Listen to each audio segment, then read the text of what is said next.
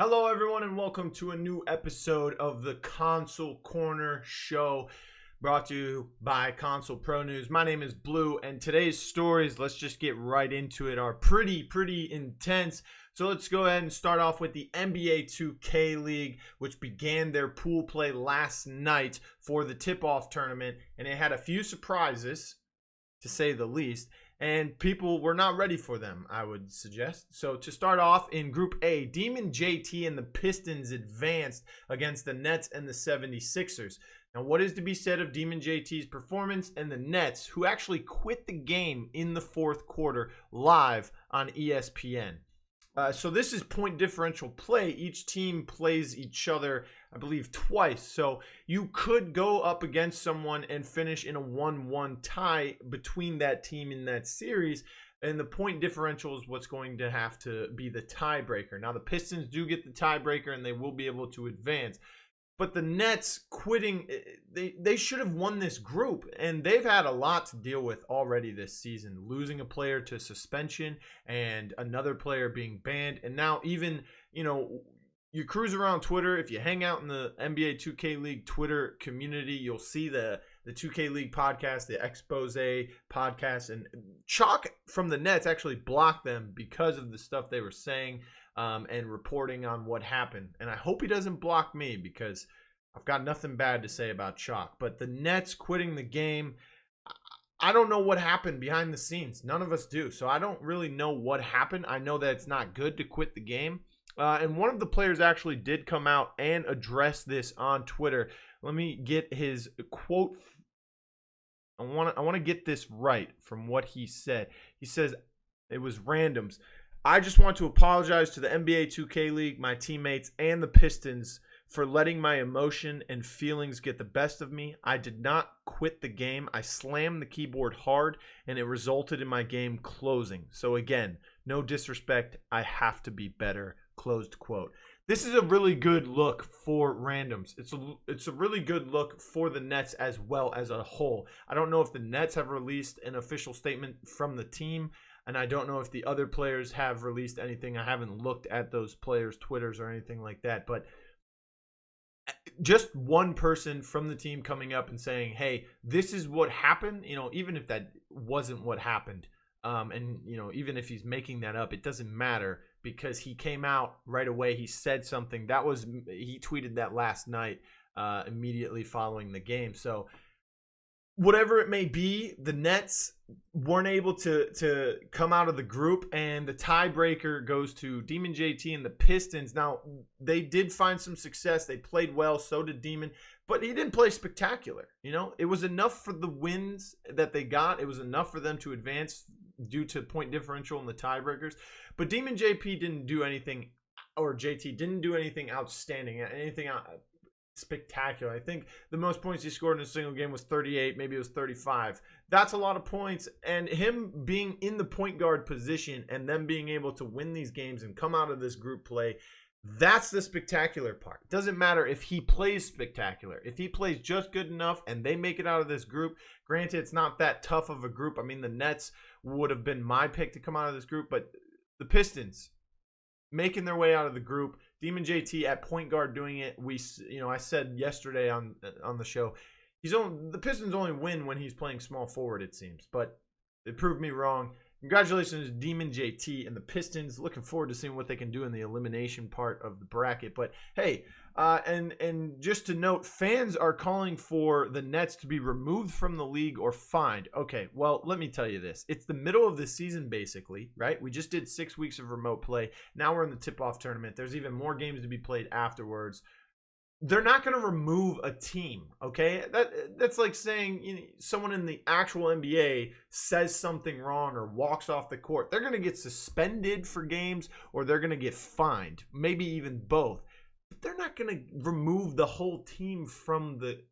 I mean, look at the Malice in the Palace back in the day. They didn't remove the team from the league. Like, come on, guys. Think about this for a second. The Nets being removed, that's ridiculous. Not going to happen. Should they be fined? Yeah, maybe they should be fined. And I think that's the best course of action here. And One last thing for this group, Group A, the 76ers still cannot find success and any sort of nice form from anywhere on this team. The 76ers have played awful all season. I think they've only won like 2 games before last night. So the 76ers are in a rut, and they are looking worse and worse every time they come out because the gap is closing and they can't figure out the meta. They can't figure out any team chemistry, which was supposed to be, the 76ers were supposed to be one of the teams that had the most chemistry. So I don't know what's going on with them. They've won the first 2 kickoff tournaments of the season in season 1 and season 2. This time it won't be the 76ers three-peat. So tough. Moving on, though, the Mavs were in an interesting group since the Celtics are usually fan favorites. They have Fab, they have Mel. They're usually a dangerous team to go up against. And the Jazz are in that group as well. And they've been playing interesting basketball coming into this. You know, we talked about them being being held to 7.5 points against the Kings. But the Jazz are actually really good, as I said yesterday. And, you know, they make really good late comebacks. They have really good fourth quarters. They have good third quarters to set up those good fourth quarters. So the Jazz behind Splashy have been playing tremendously as of late in remote play coming into this. So is this a disappointment for the Mavs with the lineup that they possess? Yes, it certainly is. You know, Jazz with Splashy are able to come out of this group successful. The Celtics are pretty much in the same boat as the 76ers, maybe even worse because there was a lot of hype around them as well. They have one of the best point guards of all time, or he's regarded as one of the best point guards of all time in the league. So it's tough. It's tough for the Celtics to be this bad right now, and it's tough for the Mavs to find success very early in remote play and then start to fade away.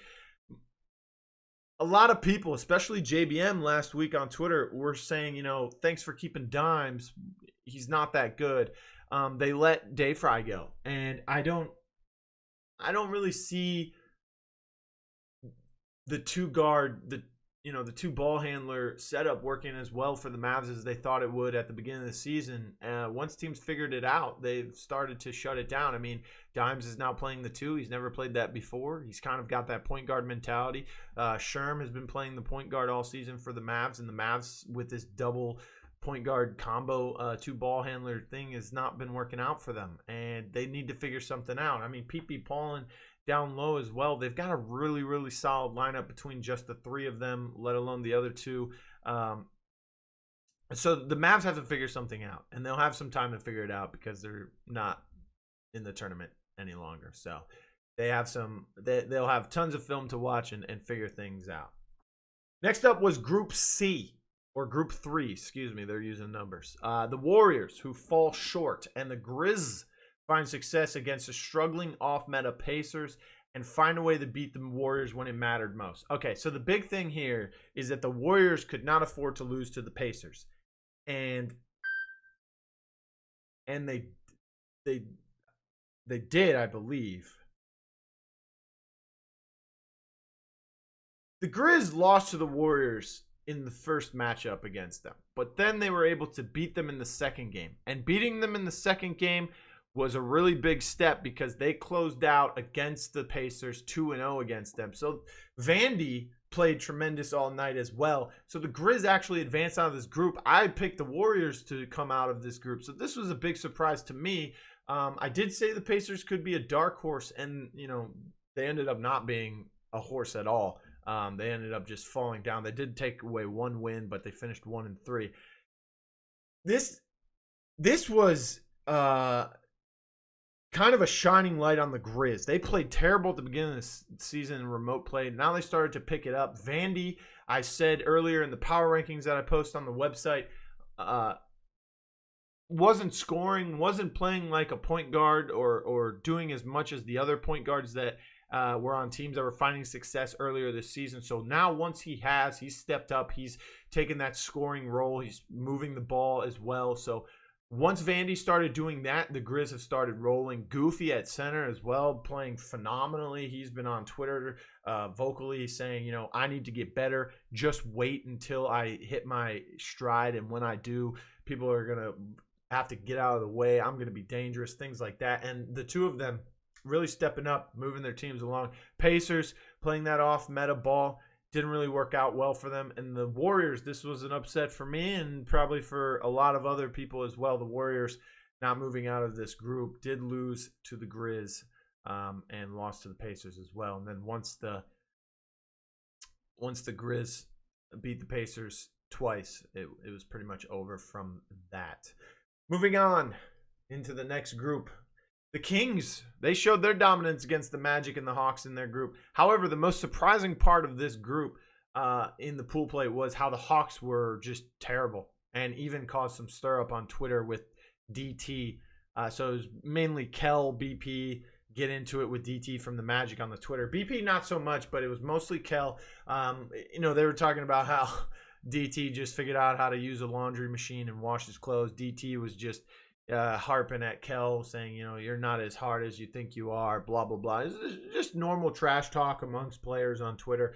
But a lot of people saying Kel was just sour from losing. And I would be too, because the Hawks are a better team than the Magic. I talked about this in the power rankings. I've talked about this before, especially yesterday. The Magic not playing so well. They did finish 2-2, but they don't come out of the group. The Kings take 3-1, and I talked about the Kings.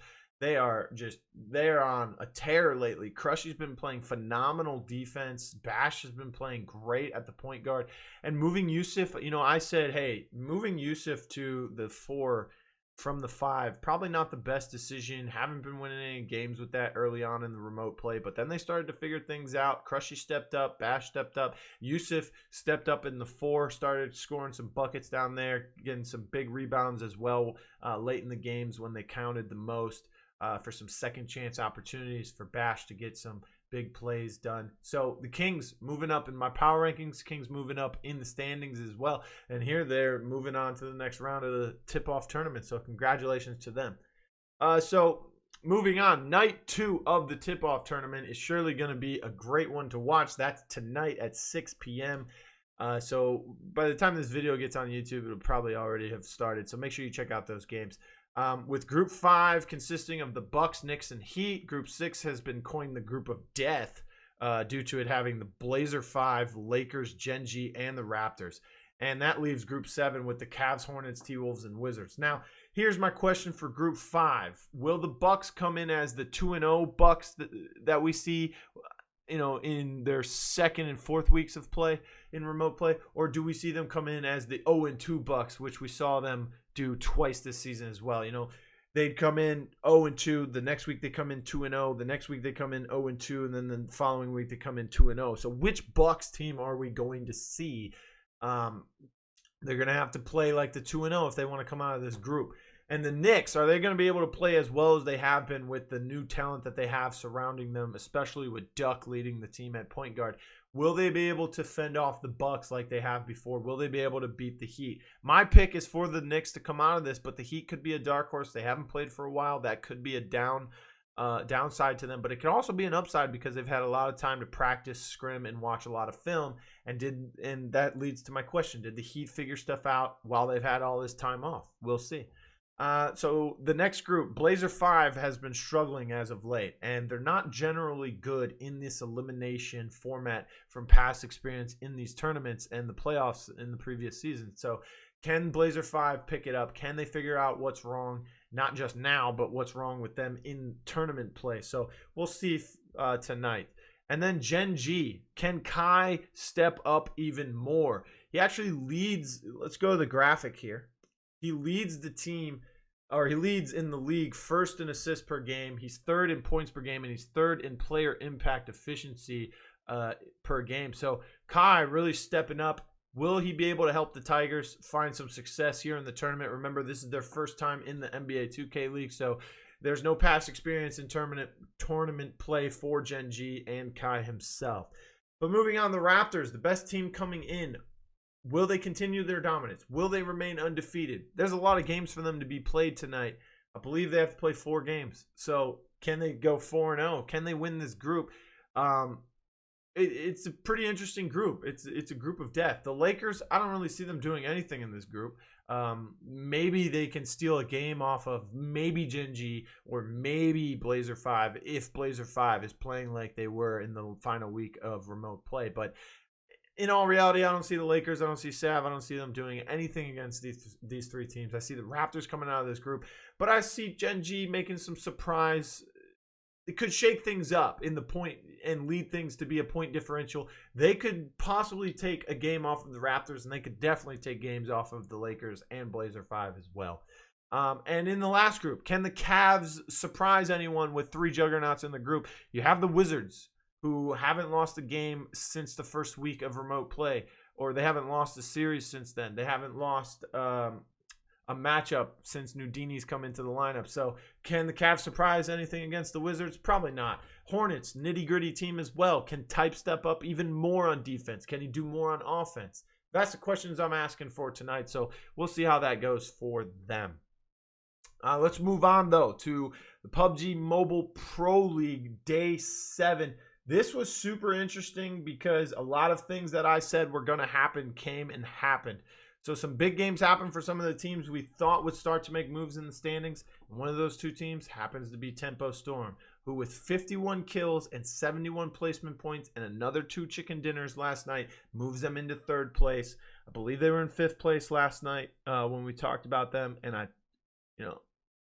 said Tempo Storm, best team. They're going to pull up. They're going to make some big plays. And even so, last night I said, hey, for the first 2 weeks of play, they didn't really do so well in the scrims. But then that 3rd and 4th week, or the 2 weeks of the season 2 of scrims, they stepped up. They had 3 straight standing wins in scrims in a row. Then they came in 3rd the 4th night, so they were going for the 4th. And I said, hey, maybe that's just what happened here. They're just observing, figuring things out, and then they'll make their move about 6-7 days into the season, and that's exactly what happened. So they move into third place now. B4 Esports drops down to 4th. Trem Coretto Furicao had a really good night last night as well. They moved themselves up. And Wildcard, they move into 1st. Team Solid, I said, probably going to move themselves into last place. They do. But Wildcard moves into 1st. Loops moves down. Wildcard had a really good night as well. So shout out to them. They played really well. Good for them. So I'm looking forward to what Tempo Storm can do moving forward from now. I think that they have 2 of the best players in the league and have become I've gone back and looked at what they've done in the past, and they have really developed into 2 of the best players in all of PUBG Mobile Esports. So congratulations to Tempo Storm for making the big move on day 7. And here's to hoping they can continue to do it. I think they can. I think B4 has some more left in their gas tank as well. And I think Trem Coretto Furicao could be sneaking up in the standings as well. Wildcard, though, those big rotations seem to keep working out for them. Will anybody be able to stop them? I don't know. They're in 1st place now. So let's see. Loops as well. One of those teams you need to keep an eye on. Let's move on, though, to a subject that's a little touchy here. Former EVO champion Ryan Ramirez, also known as FChamp, has been indefinitely banned following a statement from the CAPCOM Pro Tour admins themselves via Twitter and their website. He is banned from all Capcom-owned and operated events following his insensitive comments made on Black Lives Matter.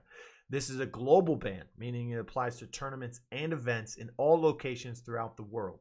He then went on to Twitter to reply with a photo of a watermelon with the hashtag #WatermelonLivesMatter. Let me tell you, this is absolutely disgusting. In the world that we live in, you have to have the biggest, dumbest brain to say things like this.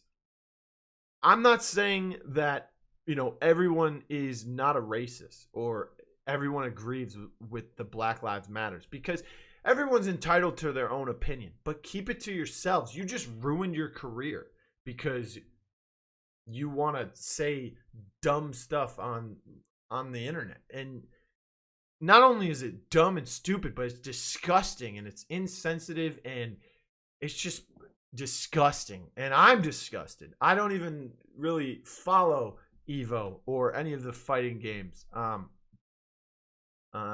I'm starting to get into it, and this is not a good look for people like me who are coming into the scene wanting to watch it, and this happens. This is disgusting. He should be banned. In my opinion, he should be banned from all esporting events, no matter the title, no matter what event, what game, what con, doesn't matter. Get him out of here. Get him out of here. Post pictures of him all over. He should be out of here. That's disgusting. Whatever. And there's even fans on the internet are calling for his title to be stripped and handed to the second place players. So here's my opinion on that. You can't give it to the second place player. They lost. That's just the way that is. They didn't win, right? But I think his title should be stripped. I think he should be stripped of any records he has, any of that stuff should be stripped. Any titles he has, like last year's title, strip it from him. You don't give it to the second place people. You just strip the title. It's nullified, whatever it is. This is just disgusting. Disgusting. I don't ever want to see this person at a gaming event that I am attending. That's all I have to say. But let's move on here. Let's go into our new voice here. We got Roman Rulers. Shout out to him for doing this for doing this today. I don't know if he's going to be able to do it every day or if we're even going to have an episode every day, but let's see what it is. 100 Thieves blasting Activision on Twitter about the Gamers for Equality event is blank. Okay, so this is stupid. This is stupid from 100 Thieves. This is ridiculous. Here's why. So apparently, Activision said that they could do it without a sponsor for the event. But 100 Thieves, of course, is going to use a sponsor, which would have been Cash App. And they also announced this before having confirmation. And then they don't get confirmation. So then they blast Activision on Twitter. This is a terrible look for 100 Thieves. This is a terrible look for the org in general. This should have not have happened. And now it's going to be kind of hard to move forward in the future working with Activision on things, especially because if it doesn't work out again, what are they going to do? What are they going to do? Blast them on Twitter again? Make a YouTube video where they talk trash about them? This is a bad look for 100 Thieves. I don't agree with this. I think they should have kept this private. And I think that they shouldn't have announced what game would be for the tournament. Remember, this is for a Black Lives Matter, Gamers for Equality event, I believe. I think it's like $100,000 going towards Black Lives Matter movement. Whatever it may be, you can't do this. You can't blast a company on Twitter because they didn't give you permission to use their game in a tournament for an event because you want to use a sponsorship when they said you can't use a sponsorship. Whatever it may be, whoever's right, whoever's wrong, doesn't matter. You don't blast other companies on Twitter when things don't go your way. So, terrible move. Terrible move from Activision, not allowing them to make it to use Warzone. I believe. I think it's a good look if your game is attached to something that goes towards a cause that is really big and socially correct right now. But it's also not a really good look for 100 Thieves to blast them on Twitter. So let's move on. Big deal, little deal, no deal. Fortnite's newest update has nerfed aim assist for controller players on PC. This is a big deal. Let me tell you why this is a big deal. Because now my Twitter timeline will be cleaned up, hopefully, from all the people who play with mouse and keyboard for 10, 20 years now that have been saying it's the superior input. And now, for the past year, even in games like Paladins and Warzone, they just cry over and over and over again about aim assist. If it's so good, why is PC still the superior input? Because it's better. Just click their heads is what people and trolls would say on Twitter when I'm reading through this garbage. This is a big deal because they nerfed aim assist so the PC players can finally stop crying. Get them off of my timeline. Whatever. Get out of here. Next. Raptors Season 3 draft pick My Wuan left the team and returned home to Miami because of a rift in the lineup is blank. Good for the Raptors. That's what this is. Oh My Wuan left the team. They bring in the 6th man, and the Raptors are 9-0. I don't understand what people think. This was in their latest episode. Let me get this right. Let me get this right so that I don't say this wrong. Right? It was revealed in the season that the season 3 draft pick Juan had indeed left the team and returned home to Miami because of a quote rift in the lineup, close quote, and because he was quote unquote unhappy in Toronto. And this was in the latest episode of the Raptors GC North Code web series that they've been releasing on their YouTube and Twitter. This is a good show. I watched this. I don't usually watch things like this, but this is good because, you know, as now a show host, it's good to watch these things and we learn things like this. But this, Oh My Wuan should be devastated that he made this decision to leave Toronto and to go home. Now, I don't know what happened, if what the rift in the lineup was, whatever it may be. I don't know. It must have been bad because he wanted to go home. And I can understand that if you never, that's the one thing that a lot of people don't take into consideration when the Overwatch League goes on LAN, when Paladins went to LAN only for the PPL, when Call of Duty has their own home markets, and now the NBA 2K League as well. 90% of these esports players and these kids, they are young. Some of them have never left their hometown before, and you're telling them to not only have the pressure of winning championships, but to leave their homes and to go far away and to have to live there. You know, some of them never even went to college and lived in a dorm. This is something that can take a toll on these players mentally and physically. This is tough for some of these players. So for him to want to go home, I understand that. But at the same time, you can't blame him for any of the problems that would ensue. If he wants to go home, let him go home. He has that. They said in the episode, he has that right to exercise. That option is there for him, and he chose to exercise it. So good for him. I hope that he's doing well mentally and physically. I hope that he is safe, not just in his home, but safe in his mind. Shout out to Juan for exercising his right. He gave up a lot, yes, but it's a lot better to be at home without the 2K League money, without the 2K League fame, and to be safe and to feel good mentally than it is to be depressed. And who knows if he would have stayed and he was in that state of mind, and the Raptors might not be 9-0. But this is good for the Raptors because they're 9-0. It's good for Juan because hopefully he is, you know, he feels better mentally and physically, and he's better off at home. Who knows? Maybe in the next season he'll come back into the draft, and you know, he's learned from this. He's prepared himself even better living outside of Miami. So who knows? Who knows? Who knows? Maybe he can go to Orlando, and it's a shorter drive from Orlando to Miami than it is from Toronto to Miami. So who knows? Good for him. Good for the Raptors. Whatever it may be. Let's finish the show. Let's go to the happies. Happy birthday to Nudini. The Wizards district player has been loving his time in the lineup in 2020 so far. Since the Wizards slotted him into the starting rotation after week 1, the Wizards have been undefeated.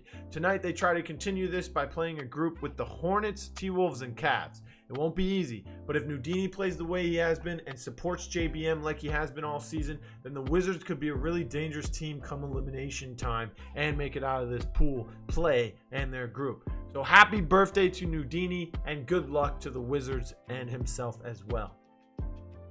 Happy day to all the T-Pain fans, as he has said in a recent stream that all the beats he was making on stream will be available for streamers to use while they stream on Twitch. In recent days, the DMCA strikes have been hitting streamers really hard, whereas some go as far back as 2 years old on VODs saved in the Twitch archives, and have been banning people on Twitch, even big-name streamers. A ton of other artists have been saying on Twitter that they would allow their music to be used as well. 21 Savage, Baby No Money, Hoodie Allen are among just some of the artists that have been the most vocal about this topic on Twitter. Do all of them own their masters? We don't know. And also, congrats to Rain Day Gaming for hitting the 1 million mark on a TikTok video he made relating to the Apex Legends.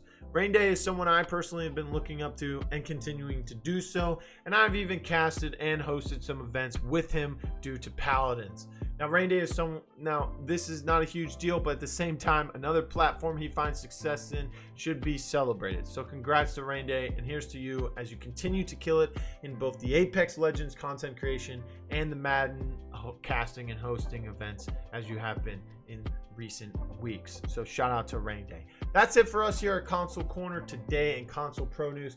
Make sure you guys like, share, and subscribe. Follow us on Twitter at Console Pro News. Don't forget to check out the website for all the new topics and power rankings for various games such as NBA 2K League at consolecorner.co. See you later and keep gaming, everyone.